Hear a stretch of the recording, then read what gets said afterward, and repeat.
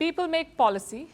It's the most basic truth of geopolitics. And people have opinions, sometimes good, sometimes bad. But what happens when bad opinions filter into policy? Now, don't be confused. This winding introduction has a point.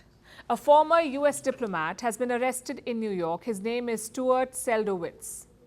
He used to work in the US State Department. Pretty high-ranking too. He used to advise former President Barack Obama. So why was he arrested? This video should make it clear.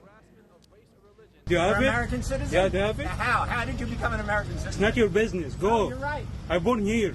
But you're a terrorist. You support terrorism. Listen, go. I'm not support something. You do. You support terrorism. See You know here. why? If we killed 4,000 Palestinian kids, you know what? It wasn't enough. It wasn't enough. Go, go, go, go.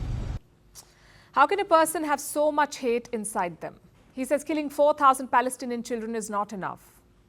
He calls a Muslim vendor a terrorist. And remember who he is, a former diplomat of the United States.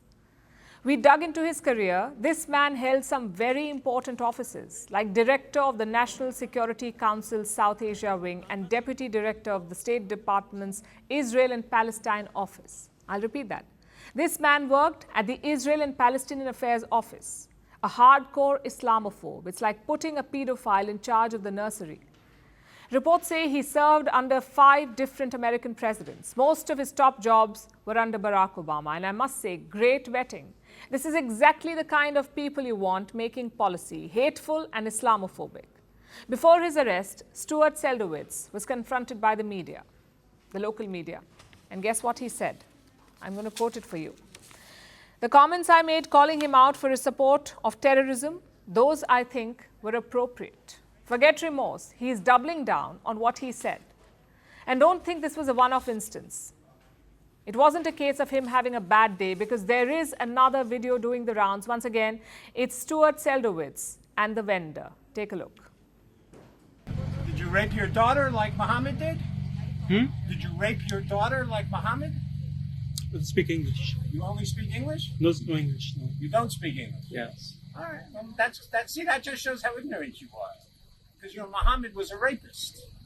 It says in the Hadith, in your holy book. Oh, Muhammad. What? Oh, Muhammad. Muhammad, your prophet. You know who he is. My prophet? Yeah. What does Washington have to say about this? I can imagine what Joe Biden will say. This is not the real America. This is an aberration, except it's not. The war in Gaza has exposed America's hateful streak. I have some numbers for you. Since October 7th, Islamophobic incidents have risen 216%. Anti-Semitic incidents have risen by 400%. It's like Americans were waiting for a trigger, an incident to unleash hate. These are not just random users on social media or faceless trolls on the internet.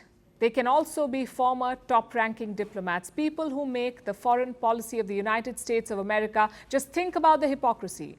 Stuart Seldowitz worked at the State Department. He spent 5 decades there.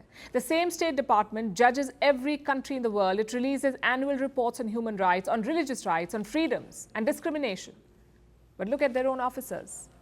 They can't buy a hot dog without spewing hate. The New York police have now arrested him. He's been charged with hate crimes. The State Department says it opposes racism in all forms, but I'm afraid it doesn't cut it. There will be larger questions asked. Did this man's personal hate affect America's policy? Remember, the US was then involved in 3 Muslim nations, Iraq, Afghanistan, and Libya. Are we to believe that he was 100% impartial? The man who said killing 4,000 Muslim children is not enough? I highly doubt it. It's also a wake-up call to countries around the world. Don't believe America's claims of moral superiority or their so-called reports on human rights. They could be tainted by racism and hate.